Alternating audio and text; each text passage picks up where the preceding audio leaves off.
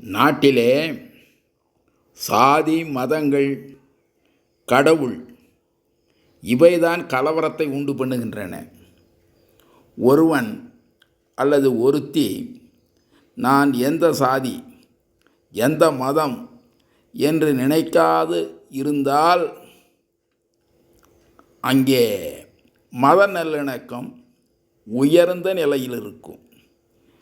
நான் இந்த சாதி, இந்த மதம் என்று சொன்னால் அது கலவரத்திலும் பிரிவினையில் தான் முடியும். மத நல்லிணக்கம், communal harmony or religious harmony என்பதெல்லாம் பொதுவாக வாழ்வதுதான்.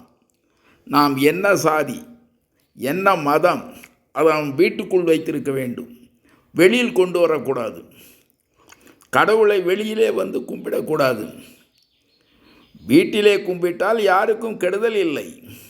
நடு ரோட்டிலே கடவுளை கும்பிடுவதும் ஆர்ப்பாட்டம் செய்வதும் எல்லாம் இறைவன்தான் என்று சொல்வதும் மக்களை ஏமாற்றக்கூடிய செயல்களாகும். இதுதான் அறிஞர்கள் சொன்னது. ஆகையால் கடவுள் பக்தியும் நமக்கு வேண்டாம், சாதி வெறியும் வேண்டாம், மத வெறியும் வேண்டாம். நாம் மனிதனாக இருப்போம். மத நல்லிணக்கத்தை